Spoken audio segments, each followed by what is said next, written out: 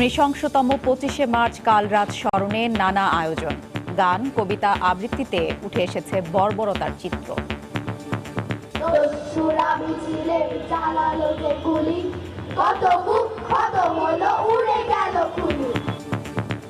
জাতীয় গণহত্যা দিবস আজও পায়নি আন্তর্জাতিক স্বীকৃতি, চলছে চেষ্টা। ইউনেস্কোর যে এডিজি মিস্টার পিয়েরে সেন ২৫শে মার্চকে যুদ্ধ নিষ্ঠুরতার বিরুদ্ধে একটি দিবস হিসাবে বা অন্য কোনো সুইটেবল নামে তারা এটা রিকগনাইজ করতে রাজি আছেন। আমরা এখন যেটা করছি এবং সামনে কয়েক বছর এটা অব্যাহত থাকবে, যে যত বেশি সম্ভব সদস্য রাষ্ট্রগুলিকে এটার পক্ষে নেয়ার। দেখছিলেন প্রধান শিরোনাম। সন্ধ্যার সময় সঙ্গে আছি আমি তোহা খান তামিম এবং আমি হাফসাতুন্নেসা। এবার অন্যান্য শীর্ষ সংবাদ।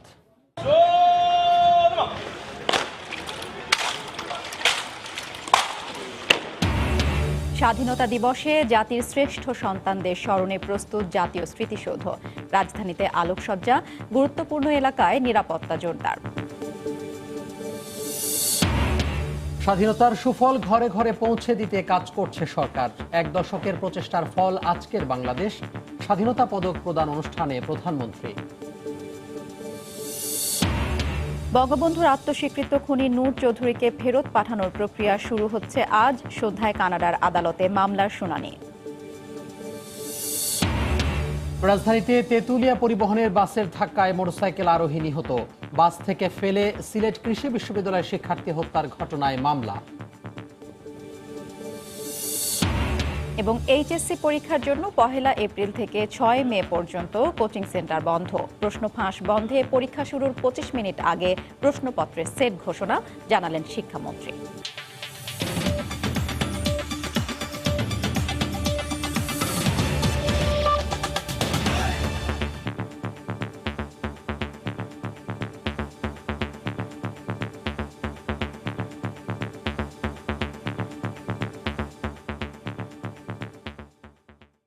নানা আয়োজনে ১৯৭১ সালের ২৫শে মার্চের ভয়াল কালরাত স্মরণ করছে বিভিন্ন সামাজিক ও সাংস্কৃতিক সংগঠন।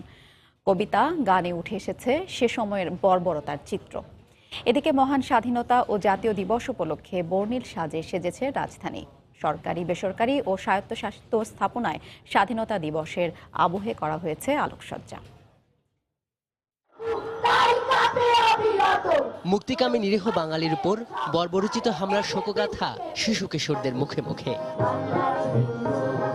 ৪৮ বছর আগের পাকিস্তানি সামরিক জান্তার নেতৃত্বে বাঙালির উপর চালানো নিষ্ঠুর গণহত্যা স্মরণে কেন্দ্রীয় শহীদ মিনারে জড়ো হয় বিভিন্ন সামাজিক ও সাংস্কৃতিক সংগঠনের সদস্যরা। গান, কবিতা আর আবৃত্তির মাধ্যমে কাল রাতের সে ভয়াবহতা তুলে ধরেন তারা। আপনি একটু আগে দেখলেন শিশুরা মুক্তিযুদ্ধের গান করেছে। আজকে যদি আপনি কোথাও ছবি আঁকতে যান, দেখবেন যে শত শত ছেলে মেয়ে ছবি আঁকছে। এইভাবেই তো তরুণ প্রজন্ম মুক্তিযুদ্ধের প্রকৃতি ইতিহাস জানবে। এই শহীদ মিনার স্মৃতিসৌধ আমাদের বুকের ভেতর কাঁপন জাগায়।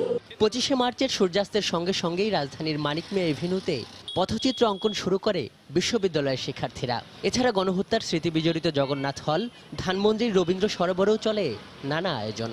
আজকের দিনে যদিও অনেক শোকে, কিন্তু আমরা কাজটা করে অনেক আনন্দ নিয়ে, কেউ কোনো বিরক্ত নিয়ে করি না। আমাদের শিক্ষার্থী জীবনে সবাইকে জানিয়ে দেওয়ার জন্য যে আমাদের এই দিনটাতে অনেক শিক্ষার্থী, শিক্ষক থেকে শুরু করে সবাই আমাদের জন্য অনেক বড় আত্মত্যাগ করেছে। আমাদের শোকটাকে আমাদের ছবির মাধ্যমে ফুটাই তুলতে চাচ্ছি। রাজধানীর মতো রংপুর, ময়মনসিংহ সহ সারা দেশে মোমবাতি প্রজ্বলনের মাধ্যমে ২৫শে মার্চের কালরাত স্মরণ করে পুরো জাতি। এদিকে মহান স্বাধীনতা ও জাতীয় দিবস ঘিরে রং বেরঙের সাজে সেজে উঠেছে রাজধানীর বিভিন্ন স্থাপনা। আজহার লিমন, সময় সংবাদ। ২৫শে মার্চ কালরাত স্মরণে রাজধানীতে নানা কর্মসূচির আয়োজন করা হয়েছে। এই মুহূর্তে কেন্দ্রীয় শহীদ মিনারে আছেন রিপোর্টার শাতিলা শারমিন এবং মানিক মিয়া এভিনিউতে আছেন ফারুক ভুইয়া রবিন। আমরা সরাসরি চলে যাচ্ছি তাদের কাছে। প্রথমে যাচ্ছি শাতিলার কাছে। তামিম, এখন যে শহীদ মিনারের অবস্থা সেটি হচ্ছে যে সাংস্কৃতিক যে উৎসবটি চলছে সেই উৎসবের আমরা দেশাত্মবোধক গান যেমন দেখেছি তেমন দেখেছি 25শে মার্চের যে কালো রাত, যে হত্যাযজ্ঞ, যে নৃশংসতা, যে গণহত্যা, সেই গণহত্যাকে উপজীব্য করে বা সেই গণহত্যাকে হৃদয়ে ধারণ করে সেই শহীদদের প্রতি শ্রদ্ধা জানিয়ে আসলে নানা ধরনের পরিবেশনা চলছে এখানে। এবং সেই পরিবেশনার একটু যদি আপনাকে দেখাই, এখন চলছে আসলে একক সঙ্গীত অনুষ্ঠান এবং সম্মিলিত সাংস্কৃতিক জোটের আয়োজনে প্রতি বছরই শহীদ মিনারে যে পরিবেশনাটি হয়, যে উৎসবটি পালন করা হয়, সেই উৎসবই ধারাবাহিকভাবে এবছরও পালিত হচ্ছে। শুধুমাত্র শহীদ মিনারেই না, এই উৎসবটি আসলে ধানমন্ডি রবীন্দ্র সরোবরেও চলছে এবং তাদের যে স্লোগান, সেই স্লোগানটি হচ্ছে অশুভের সাথে আপোষবিহীন দ্বন্দ্ব চাই। তারা বলতে চাচ্ছে যে অসাম্প্রদায়িক যে চেতনা, সেই চেতনাকে ধারণ করে সাম্প্রদায়িক যত শক্তি আছে, যারা সবসময় মুক্তিযুদ্ধের বিপক্ষে কথা বলে এসেছে, সেই শক্তির বিরুদ্ধে যাতে তরুণ সমাজ এবং সবাই যাতে আপোষহীনভাবে লড়ে যেতে পারে, সেই চেতনাকে ধারণ করে আসলে তারা এই অনুষ্ঠানগুলো করছেন। এবং তরুণ প্রজন্মের মাঝে যে শহীদদের যে চেতনা, মুক্তিযুদ্ধের যে ক্ষয়ক্ষতি, যে হত্যাযজ্ঞ, যে মানবতা বিরোধী অপরাধ, সেই অপরাধগুলো আসলে তুলে ধরা এবং অসাম্প্রদায়িক চেতনায় দেশকে, তরুণ প্রজন্মকে উজ্জীবিত করাই আসলে এই অনুষ্ঠানের বা কর্মসূচির মূল লক্ষ্য। এই যে দেশাত্মবোধক গানগুলো বারবার পরিবেশন হচ্ছে এবং এই পরিবেশনার মধ্য দিয়ে আসলে দেশাত্মবোধের যে চেতনা, সেই চেতনাকেই সাংস্কৃতিক কর্মীরা জাগিয়ে তুলতে যাচ্ছেন মানুষের মনে। আর সবচেয়ে বড় কথা, 26শে মার্চ যে বড় উৎসবটি রয়েছে, যে স্বাধীনতা দিবস সারা দেশ জুড়ে পালিত হবে, সেই উৎসবের জন্যই আসলে এক ধরনের প্রস্তুতি এবং এরপরেই রয়েছে প্রদীপ প্রজ্বলন সহ অনেক ধরনের কর্মসূচি। রাজধানীর অন্য প্রান্তে রয়েছেন আমাদের সহকর্মী ফারুক ভুঁইয়া রবিন, এখন চলে যাব তার কাছে।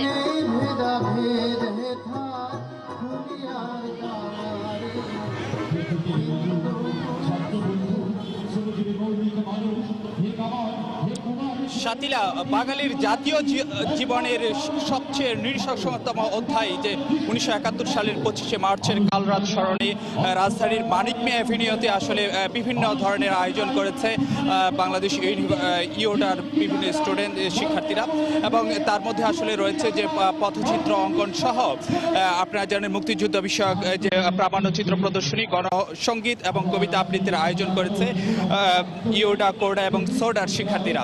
আপনাকে যদি বলতে যাই যে আজকে আসলে যে আপনার যে দিনের আলো নিভে যাওয়ার সঙ্গে সঙ্গে, অর্থাৎ যে আজকে সূর্যাস্তের সঙ্গে সঙ্গে আসলে জাতীয় পতাকা অর্ধনির্মিত এবং কালো পতাকা উত্তোলনের মধ্য দিয়ে আসলে এই কার্যক্রম শুরু হয়েছে। এবং আপনাকে যদি একটু জানাতে চাই যে আমাদেরকে আয়োজকরা যেটি জানাচ্ছেন যে 1971 সালের যে 25শে মার্চ কাল রাতে পাকিস্তানে বর্বর হানাদার বাহিনী ঘুমন্ত এবং নিরস্ত্র বাঙালি জাতির উপর যেভাবে ঝাঁপিয়ে পড়েছিল এবং সেই গণহত্যাকে স্মরণ করতে তারা আসলে নানা ধরনের আয়োজন করেছেন এবং সেটির শুরুটাই আসলে তারা করেছিলেন যে কালো পতাকা উত্তোলন এবং যে জাতীয় পতাকা অর্ধনমিত করার মধ্য দিয়ে। এবং এই আয়োজনের যে উদ্বোধন করেছিলেন যে 21শে পদকপ্রাপ্ত চিত্রশিল্পী অধ্যাপক ডক্টর জামাল আহমেদ এবং তারপরে আসলে যে দেশাত্মবোধক গান পরিবেশন এখন করা হচ্ছে এবং কবিগুরু রবীন্দ্রনাথ ঠাকুরের লেখা যে ও আমার দেশের মাটি পরিবেশনার মধ্য দিয়ে আসলে যে এই আয়োজনটা শুরু হয়েছিল এবং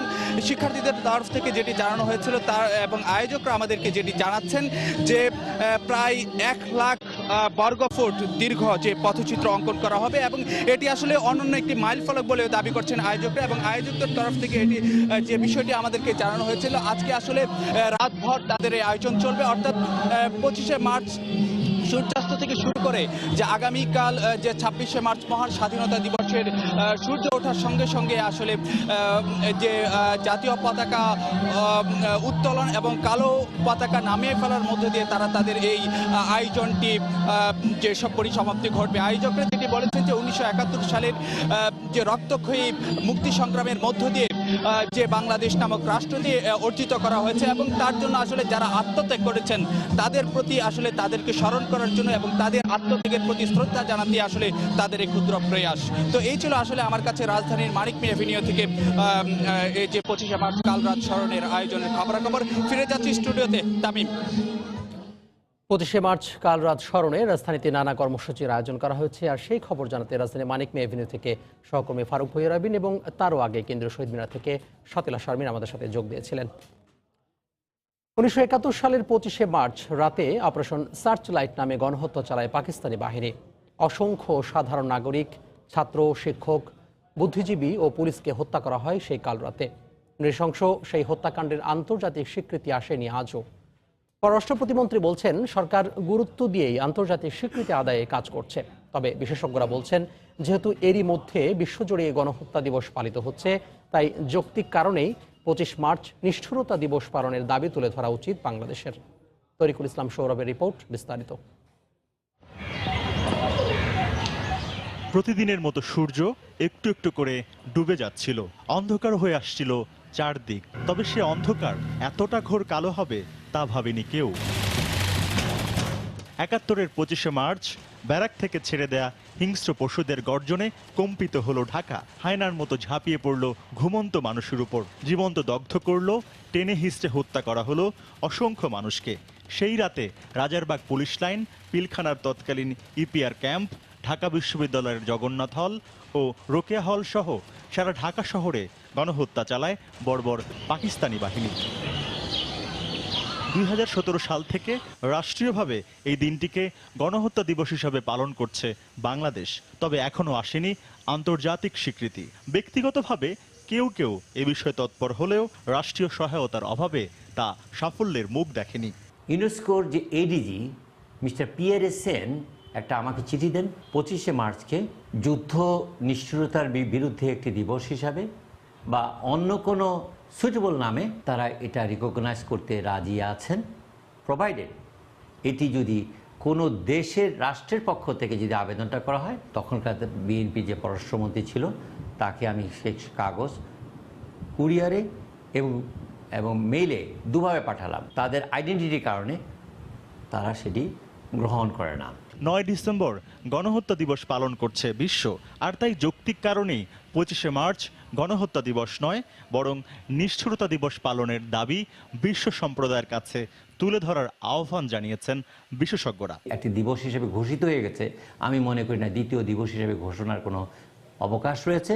তবে এটি ভিন্ন নামে এটা আপনার হতে পারে। গণহত্যা দিবস করার দাবি নয়, সরকার কাজ করছে বিভিন্ন দেশের স্বীকৃতি আদায়। হঠাৎ করে রেজলিউশন প্লেস করে যথেষ্ট সাপোর্ট না পাওয়াটার চেয়ে আমরা এখন যেটা করছি এবং সামনে কয়েক বছর এটা অব্যাহত থাকবে, যে যত বেশি সম্ভব সদস্য রাষ্ট্রগুলিকে এটার পক্ষে নেয়ার। সরকারের কাছে সংরক্ষিত তথ্য উপাত্ত দিয়েই আন্তর্জাতিক স্বীকৃতি আদায় সম্ভব বলে মনে করেন পররাষ্ট্র প্রতিমন্ত্রী। তথ্য উপাত্ত, ফরেনসিক এক্সিবিট, গণহত্যার ম্যাপ, মানবতা বিরোধী অপরাধের দলিলসমূহ আন্তর্জাতিক অঙ্গনে জোরালোভাবে উপস্থাপনের কথা বলছেন বিশেষজ্ঞরা। বাঙালির জন্য চরম নৃশংসতার এই দিনটি বিশ্ব শান্তি এবং মর্যাদা প্রতিষ্ঠার বড় উপলক্ষ হয়ে উঠবে, এমনটাই সবার প্রত্যাশা। তরিকুল ইসলাম সৌরভ, সময় সংবাদ, ঢাকা। স্বাধীনতা দিবসে জাতির শ্রেষ্ঠ সন্তানদের স্মরণে প্রস্তুত সাভার জাতীয় স্মৃতিসৌধ। শ্রদ্ধা নিবেদন করবেন রাষ্ট্রপতি ও প্রধানমন্ত্রী। কুচকাওয়াজ অনুষ্ঠানের প্রস্তুতিও সম্পন্ন হয়েছে। নিরাপত্তা নিশ্চিতে আইনশৃঙ্খলা রক্ষা বাহিনীর পক্ষ থেকে নেওয়া হয়েছে পর্যাপ্ত ব্যবস্থা। অপেক্ষা আর কিছুক্ষণ, তারপরই জাতির শ্রেষ্ঠ সন্তানদের শ্রদ্ধা নিবেদন করবেন সর্বস্তরের মানুষ। স্বাধীনতা দিবসে দিনের শুরুতে রাষ্ট্রপতি মোহাম্মদ আব্দুল হামিদ, প্রধানমন্ত্রী শেখ হাসিনা শহীদদের উদ্দেশ্যে দেবেন রাষ্ট্রীয় সর্বোচ্চ সম্মান গার্ড অফ অনার। সেই কর্মযজ্ঞে চূড়ান্ত মহড়া করছেন 3 বাহিনীর সদস্যরা। প্রস্তুত জাতীয় স্মৃতিসৌধ, ফুলে ফুলে সাজিয়ে তোলা হয়েছে চারপাশ। লাল সবুজের পতাকার আদলে সম্পূর্ণ সৌন্দর্য বর্ধনের কাজ।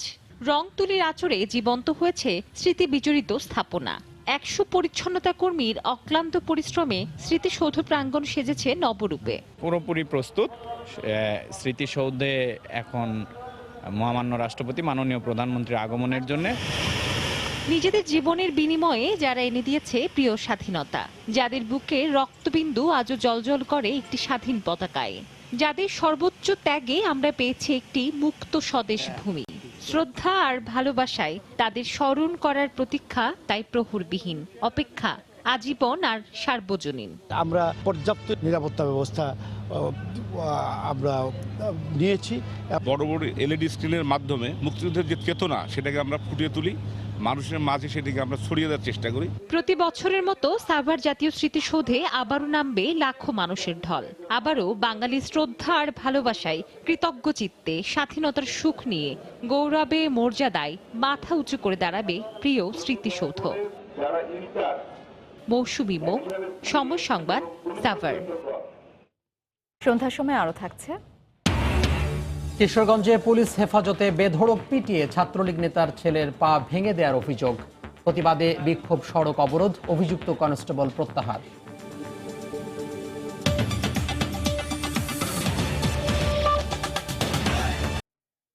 প্রধানমন্ত্রী শেখ হাসিনা বলেছেন, স্বাধীনতার সুফল প্রতিটি মানুষের কাছে পৌঁছে দেওয়ার লক্ষ্য নিয়ে কাজ করছে আওয়ামী লীগ সরকার। রাজধানীর বঙ্গবন্ধু আন্তর্জাতিক সম্মেলন কেন্দ্রে সকালে স্বাধীনতা পুরস্কার প্রদান অনুষ্ঠানে একথা বলেন তিনি। সমৃদ্ধি অর্জনের জন্যই জাতীয় ঐক্যের মাধ্যমে রাষ্ট্র পরিচালনা করতে জাতির পিতা বাকশাল প্রতিষ্ঠা করেছিলেন বলেও জানান শেখ হাসিনা। বলেন, পরাজিত শক্তির দোসররা বারবার চেষ্টা করেছে স্বাধীনতাকে ভুলুণ্ঠিত করতে। উন্নত রাখার জন্য ৭১-এর মুক্তিযুদ্ধে যেসব মহাপ্রাণের আত্মত্যাগে স্বাধীনতা অর্জনের মধ্য দিয়ে শত্রুমুক্ত হয়েছিল বাংলাদেশ, তাদের স্মরণে প্রতি বছরের মতো এবারও সরকারের পক্ষ থেকে আয়োজিত হয় স্বাধীনতা পুরস্কার প্রদানের আনুষ্ঠানিকতা। জাতীয় দিবস এবার সোমবার সকালে রাজধানীর বঙ্গবন্ধু আন্তর্জাতিক সম্মেলন কেন্দ্রে চলতি বছর সর্বোচ্চ বেসামরিক এই নাগরিক সম্মাননা প্রদান অনুষ্ঠানে যোগ দেন প্রধানমন্ত্রী শেখ হাসিনা। স্বাধীনতা পুরস্কারে ভূষিত জাতীয় পর্যায়ে গৌরবোজ্জ্বল ও কৃতিত্বপূর্ণ অবদানের স্বীকৃতি হিসেবে এবছর ১৩ বিশিষ্ট ব্যক্তি ও একটি প্রতিষ্ঠানকে স্বাধীনতা পুরস্কারে ভূষিত করা হয়। ৬৬ সালে তিনি ৬ দফা অনুষ্ঠানে প্রধানমন্ত্রী বলেন, অর্থনৈতিক সমৃদ্ধি অর্জনের জন্য সবার অংশগ্রহণে বঙ্গবন্ধু বাকশাল গড়ে তুললেও পরাজিত শক্তির দোসররা মিথ্যা অপবাদ ছড়িয়েছিল এর বিরুদ্ধে। জাতির পিতার যে উদ্যোগটা ছিল যে বাংলাদেশ কৃষক শ্রমিক আওয়ামী লীগ গঠন করে সকল দলকে নিয়ে জাতীয় ঐক্য গড়ে তুলে দেশকে উন্নয়নের পথে এগিয়ে নিয়ে যাওয়া এবং তার জন্য সুনির্দিষ্ট কয়টা লক্ষ্য তিনি নির্দিষ্ট করে দিয়েছিলেন, তার বিরুদ্ধে ব্যাপকভাবে অপপ্রচার চালানো শুরু হয়েছিল। শেখ হাসিনা বলেন, ২৫শে মার্চের আন্তর্জাতিক স্বীকৃতি আদায়ের জোর প্রচেষ্টা চালাতে হবে। পাকিস্তানি হানাদার বাহিনী যে আমাদের উপর যে নিরস্ত্র বাঙালির উপরে গণহত্যা চালিয়েছিল, আমরা লাখো মানুষ হারিয়েছি। কাজী এই দিনটি গণহত্যা দিবস হিসেবে যাতে আন্তর্জাতিক স্বীকৃতি পায়, সেটার জন্য আমাদের প্রচেষ্টা চালাতে হবে। শেখ হাসিনা বলেন, অব্যাহত উন্নয়নের ফলে বিশ্বের দাতা সংস্থাগুলো এখন আর করুণার চোখে দেখে না দেশকে, এটি এখন বড় অর্জন। আজকে বাংলাদেশের কথা শুনে মানুষ। দেবাশিস রায়, সময় সংবাদ, ঢাকা। এলাকার 80% লোক আর্সেনিক আক্রান্ত। 10 বছর 12 বছর বয়সী ছেলেগুলো আছে, তারা আর্সেনিক আক্রান্ত। আমি আক্রান্ত হয়ে মারা গেল, আমারও গুটি গুটি হয়ে এখন সর্বদেহের মধ্যে ছড়িয়ে গেছে।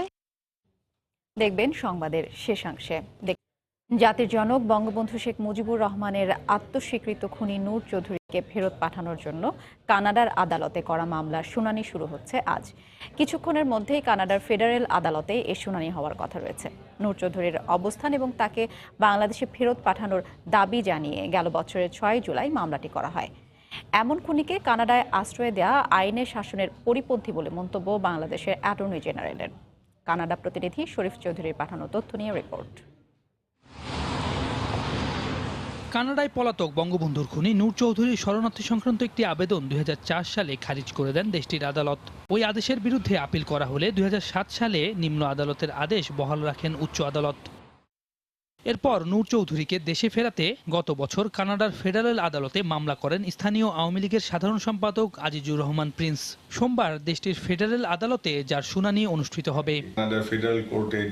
কানাডায় বাংলাদেশ হাইকমিশনের আসা শুনানি শেষে নূর চৌধুরীর অবস্থান সম্পর্কে জানা যাবে। ত্বরান্বিত হবে দেশে ফেরত এনে সাজা কার্যকরের প্রক্রিয়া। এদিকে অ্যাটর্নি জেনারেল মাহবুবে আলম জানান, নূর চৌধুরীকে দেশে আনার বিষয়ে বাংলাদেশ সরকার পুরোপুরি আশাবাদী। এই সমস্ত অপরাধীদের তাদের দেশে রেখে দেওয়া আমার বিবেচনায় মানবতা বিরোধী কাজ, এবং তারা তাকে ফেরত পাঠালেই অন্ততপক্ষে আমরা আশ্বস্ত হব, আমরা মনে করব যে আইনের শাসন প্রতিষ্ঠার ব্যাপারে কানাডা একটা পদক্ষেপ নিয়েছে। বঙ্গবন্ধুকে সপরিবারে হত্যার দায়ে মৃত্যুদণ্ডপ্রাপ্ত 12 জনের মধ্যে 2010 সালে 5 জনের সাজা কার্যকর হয়। বাকিদের মধ্যে খুনি রাশেদ চৌধুরী বর্তমানে যুক্তরাষ্ট্রে রাজনৈতিক আশ্রয়ে আছে। তাকে ফেরত আনার বিষয়ে যুক্তরাষ্ট্রের সঙ্গে আলোচনা চলমান। খুনি আব্দুর রশিদ পাকিস্তানে এবং শরীফুল হক ডালিম লিবিয়া অথবা জিম্বাবুয়েতে অবস্থান করছে। খুনি রিসালদার মোসলেহুদ্দিন আহমেদ জার্মানিতে আছে বলে মনে করা হয়। এছাড়া হত্যাকারী আব্দুল মাজেদের অবস্থানের বিষয়ে নিশ্চিত হওয়া যায়নি। আরেক খুনি আজিজ পাশা মারা যায় জিম্বাবুয়েতে পলাতক থাকাকালীন। সৈয়দ ইফতেখার, সময় সংবাদ। যারা গণহত্যার দোষর তাদের বাংলাদেশের রাজনীতি থেকে বিতাড়িত করার আহ্বান জানিয়েছেন আওয়ামী লীগ ও 14 দলের নেতারা। বিকেলে রাজধানীর সোহরাওয়ার্দী উদ্যানের শিখা চিরন্তনে গণহত্যা দিবস উপলক্ষে নিহতদের স্মরণে ফুল দিয়ে শ্রদ্ধা নিবেদন করেন নেতারা। পরে এক সংক্ষিপ্ত সমাবেশে আওয়ামী লীগ ও 14 দলের নেতারা আন্তর্জাতিকভাবে গণহত্যা দিবস পালনের দাবি জানান। তারা বলেন, মুক্তিযুদ্ধের চেতনাকে ধ্বংস করার জন্যই গণহত্যা চালানো হয়েছিল। এদের পক্ষ নেয় বিএনপি জামাতকে রাজনীতি থেকে বিতাড়িত করার আহ্বান জানান তারা।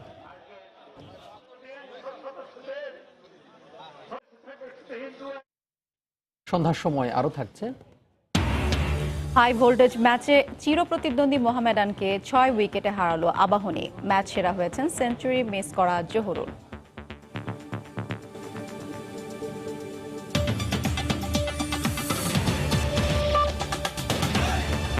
রাজধানীর শেওড়াপাড়ায় তেঁতুলিয়া পরিবহনের বাসের ধাক্কায় এক মোটরসাইকেল আরোহী নিহত হয়েছেন। নিহতের নাম নূর ইসলাম শান্ত, তার বাড়ি মাদারীপুরে।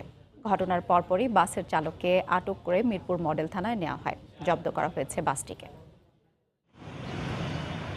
অন্য সব দিনের মতোই নিজের মোটরসাইকেলে রাজধানীর মিরপুরের দিকে যাচ্ছিলেন নূর ইসলাম শান্ত। তবে মিরপুর পৌঁছানোর আগেই শেওড়াপাড়া বাস স্ট্যান্ডেই জীবনের গতি থামিয়ে দেয় একই রুটের তেঁতুলিয়া পরিবহনের একটি বাস।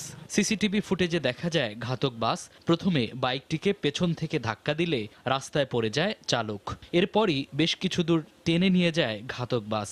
প্রত্যক্ষদর্শীরা জানান, তাৎক্ষণিক বাস থামানো গেলে হয়তো বেঁচে যেত আরও একটি প্রাণ। এইখান থেকে হ্যাঁচড়াইতে এইখানে নিচে যখন আমরা দুজন চিল্লা ফাল্লা করলাম তখন সে ব্রেকটা করলো না। যখন সামনে গিয়া মনে করেন পিছনের সামনের চাকাটা যখন সিনার উপর উঠছে, যখন পিছনের চাকাটাও সিনার উপর উঠছে, তখন ওই জায়গায় আমরা সামনে গিয়ে দাঁড়াইলাম। কিছু লোকটা পড়ে আছে, সব লোকজন দেখতেছে, কেউই ধরে নাই। তো লাস্টে নিজেই আমি হাত দিয়ে আরেকজনকে, মানে সবাই যারা ছিল তাদেরকে বলছে ভাই একটু হেল্প করেন। তখন 2-3টা ভাই হেল্প করে গাড়িতে একটা গাড়ি, পুলিশ ভাই এসে একটা গাড়ি দাঁড় করাইলো। তো ওই গাড়িতে উঠাই দিল। উঠাই দেওয়ার পর আমি হসপিটালে নিয়ে গেলাম। ঘটনাস্থলে দায়িত্বপ্রাপ্ত ট্রাফিক সার্জেন্ট জানান, তাৎক্ষণিকভাবে তাকে উদ্ধার করে স্থানীয় একটি হাসপাতালে নেওয়া হয়। সেখান থেকে সোহরাওয়ার্দী হাসপাতালে নেওয়ার পথে মারা যান শান্ত।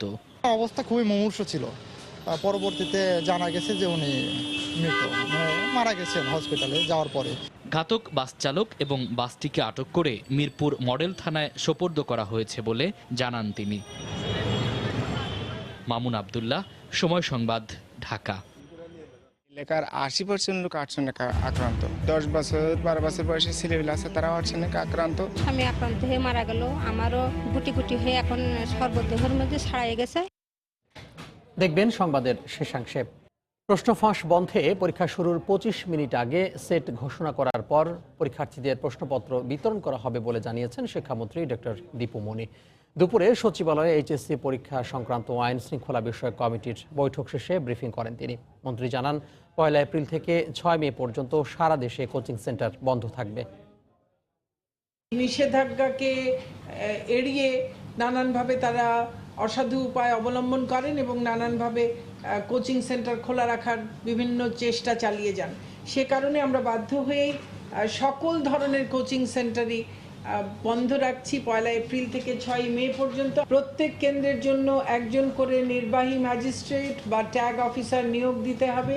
তিনি ট্রেজারি হতে কেন্দ্রের সচিব সহ প্রশ্ন বের করে পুলিশ প্রহরায় সকল সেটের প্রশ্ন কেন্দ্রে নিয়ে যাবেন। পরীক্ষা শুরু হওয়ার 25 মিনিট পূর্বে, অর্থাৎ 30 মিনিট পূর্বে সকল পরীক্ষার্থী তাদের যার যার আসনে বসবে। আর পরীক্ষা শুরুর 25 মিনিট পূর্বে প্রশ্নের সেট কোড ঘোষণা করা হবে। এলাকার 80% লোক আর্সেনিক আক্রান্ত। 10 বছর 12 বছর বয়সী ছেলেগুলো আছে তারাও আর্সেনিক আক্রান্ত। আমি আক্রান্ত হয়ে মারা গেল, আমারও গুটি গুটি হয়ে এখন সর্বদেহের মধ্যে ছড়িয়ে গেছে। দেখবেন সংবাদের শেষাংশে। কিশোরগঞ্জে আওয়ামী লীগ নেতার ছেলেকে থানা হেফাজতে বেধড়ক পিটিয়ে পা ভেঙে দেওয়ার অভিযোগ উঠেছে পুলিশের বিরুদ্ধে। এই ঘটনায় অভিযুক্ত কনস্টেবলকে প্রত্যাহার করা হয়েছে। গতরাতে সদর মডেল থানায় এ ঘটনা ঘটে। স্বজনরা জানান, গতকাল বিকেলে সদর উপজেলা নির্বাচনে যশোদল টেক্সটাইল মিল কেন্দ্রে অশালীন আচরণের অভিযোগে স্থানীয় ইউনিয়ন আওয়ামী লীগ সভাপতি শফিকুল হক বাবুলের ছেলে তমালকে 3 মাসের কারাদণ্ড দেন ভ্রাম্যমাণ আদালত। রাত 8:30টার দিকে সদর থানায় হ্যান্ডকাফ পরিয়ে তাকে বেধড়ক পেটায় পুলিশ কনস্টেবল ইমরান। এ সময় তার ডান পা ভেঙে যায়। পরে তাকে সদর হাসপাতালে ভর্তি করা হয়। এর প্রতিবাদে রাতেই বিক্ষোভ মিছিল করে স্থানীয় আওয়ামী লীগ নেতাকর্মীরা। আজ দুপুরেও শহরের লিবাড়ি এলাকায় সড়ক অবরোধ করে বিক্ষোভ মিছিল ও মানববন্ধন করেন স্থানীয় আওয়ামী লীগ নেতাকর্মী ও এলাকাবাসী। মানবতা বিরোধী অপরাধ মামলায় গাইবান্ধার গোবিন্দগঞ্জের 9 জনের বিরুদ্ধে হত্যা, ধর্ষণ, আটক ও নির্যাতনের 4টি অভিযোগের প্রাথমিক প্রমাণ পেয়েছে ট্রাইব্যুনালের তদন্ত সংস্থা। সকালে ধানমন্ডির তদন্ত সংস্থার কার্যালয়ে প্রেস ব্রিফিংয়ে একথা জানায় সংস্থাটি। আসামিদের বিরুদ্ধে গাইবান্ধার গোবিন্দগঞ্জের কাঁচাবাড়ি ও মহিমাগঞ্জ ইউনিয়নে মুক্তিযুদ্ধের সময় মানবতা বিরোধী অপরাধ সংগঠিত করার প্রাথমিক সত্যতা পাওয়া গেছে। 9 আসামির মধ্যে 6 জন গ্রেফতার আর 3 জন পলাতক রয়েছেন। যশোরের চৌগাছা উপজেলায় পানিতে মাত্রাতিরিক্ত আর্সেনিকের প্রভাবে বাড়ছে পানিবাহিত নীরব ঘাতক আর্সেনিকোসিস রোগ। গত 20 বছরে মৃত্যু হয়েছে অর্ধশতাধিক আর রোগাক্রান্ত হাজার হাজার মানুষ। এ জনপদের মানুষের জন্য যে পানি ব্যবস্থাপনা গড়ে তোলা হয়েছে, রক্ষণাবেক্ষণের অভাবে তার অধিকাংশই এখন অকেজো। তাই পর্যাপ্ত বিশুদ্ধ পানির জন্য টেকসই ও দীর্ঘস্থায়ী পরিকল্পনার দাবি ভুক্তভোগীদের। তবে জনস্বাস্থ্য প্রকৌশল বিভাগ বলছে, সে লক্ষ্য নিয়ে কাজ করছেন তারা। যশোর প্রতিনিধি জুয়েল মৃধার তথ্য, আবুল কালাম আজাদের ছবি নিয়ে রিপোর্ট। যখন আর্সেনিক আমাদের মাড়োয়াতে ধরা পড়ে, তখন আমার মেজে ভাই প্রথম আক্রান্ত হয় এবং আমার পরিবারের সবাই আক্রান্ত হয়। হওয়ার পরে আমার মেজে ভাইটা মারা যায়। মারা যাওয়ার পরে পরপরই আমার এই আর্সেনিক দেখা যায়। দেওয়ার পরেই আমি তখন আমার অপারেশন করে আমার ফুসফুসটা বাদ দেওয়া হয়। 1998 সালে যশোরের চৌগাছা উপজেলার মারুয়া গ্রামে প্রথম আর্সেনিকোসিস রোগীর সন্ধান পাওয়া যায়। এরপর জাপানি দাতা সংস্থা জাইকা ওই এলাকার টিউবওয়েলের পানি পরীক্ষা করে আর্সেনিক পায়। পরবর্তী সমীক্ষায় উপজেলা জুড়েই মেলে মাত্রাতিরিক্ত আর্সেনিকের প্রমাণ। এলাকার 80% লোক আর্সেনিক আক্রান্ত। প্লাস আমাদের এলাকায় যে 10 বছর 12 বছর বয়সী ছেলেগুলো আছে তারাও আর্সেনিক আক্রান্ত। আমার স্বামী আক্রান্ত হয়ে মারা গেল, আমারও গুটি গুটি হয়ে এখন সর্বদেহের মধ্যে ছড়িয়ে গেছে। 2001 সাল থেকে উপজেলা জুড়েই নিরাপদ পানি সরবরাহের জন্য সরকারি বেসরকারি উদ্যোগে পাতকুয়া, ডাগ অয়েল, বিভিন্ন প্ল্যান্ট নির্মিত হয়। এর মধ্যেই মারা যান অর্ধশতাধিক মানুষ ও রোগাক্রান্ত হয় হাজার হাজার মানুষ। 2015 সাল পর্যন্ত জাইকার সহযোগী প্রতিষ্ঠান এশিয়া আর্সেনিক নেটওয়ার্ক এসব স্থাপনা এবং চিকিৎসার দেখভাল করলেও জাপানি নাগরিক হোশিকোনিও হত্যার পর সব থমকে যায়। এরপর গত 3 বছরের বেশি সময় ধরে রক্ষণাবেক্ষণের অভাবে পানির উৎসগুলোর অধিকাংশই এখন অকেজো। 1 কিলোমিটার দূরে পানি আনতে হয়। যা আর্সেনিক মুক্ত কল ছিল সেগুলো অকেজো হয়ে গেছে, আর যা দুটো একটা ভালো আছে সেইগুলোতে সেখানতে পানি ব্যবহার করতে হয়। দুটো ভাই মারা গিয়েছে আর্সেনিকের কারণে, বুঝছে। এখন আমার আছে, আমারও তো ভয় আছে যে পানির জন্য সমস্যা হচ্ছে, কিন্তু পানি খেয়ে একটু কম হচ্ছে, কিন্তু আরো যদি ভালো হয় পানিটা, তাহলে সমস্যা কেটে যাবে। মাত্রাতিরিক্ত আর্সেনিকের ফলে বাড়ছে সামাজিক সমস্যাও। এ কারণে টেকসই ও দীর্ঘস্থায়ী পরিকল্পনা গ্রহণের দাবি স্থানীয়দের। আমার দেওরের গায়ে প্রচুর আর্সেনিক, আমরা একটু বিয়ে দিতে গেলে এখন ভয় পাচ্ছি যে শ্বশুরবাড়ি যে আগলা হবে তখন ওর গায়ে তো অতিরিক্ত আর্সেনিক, এবারটা তো হয়তো বিয়ে ভেঙে যেতে পারে। নতুন কোনো আত্মীয় স্বজন আসলে বা নিজেদের আত্মীয় স্বজন আসলে দিনের দিনে চলে যায় বা সাথে করে পানি নিয়ে এসে পানি পান করতে চায় না। জনস্বাস্থ্য প্রকৌশল বিভাগের কর্মকর্তার দাবি, বিশুদ্ধ পানি নিশ্চিত করতে পানি শোধনাগার স্থাপন ও পাইপলাইনে পানি সরবরাহ সহ সব ধরনের উদ্যোগই নেওয়া হচ্ছে। বিশ্বব্যাংকের অর্থায়নে একটি প্রকল্প বাস্তবায়ন করবে এবং যা আগামী 6 মাসের মধ্যে এর কাজ শুরু হবে। এর ফলে চৌগাছা পৌরবাসী আর্সেনিক মুক্ত পানি পাবে। জনস্বাস্থ্য প্রকৌশল অধিদপ্তরের তথ্য মতে উপজেলায় 3656টি নলকূপ রয়েছে। সময় সংবাদ, যশোর। এ পর্যায়ে শীর্ষ সংবাদগুলো জানিয়ে দিচ্ছি আরও একবার। নৃশংসতম 25শে মার্চ কাল রাত স্মরণে নানা আয়োজন। আজও আন্তর্জাতিক স্বীকৃতি পায়নি জাতীয় গণহত্যা দিবস, চেষ্টা চলছে, জানালেন পররাষ্ট্র প্রতিমন্ত্রী।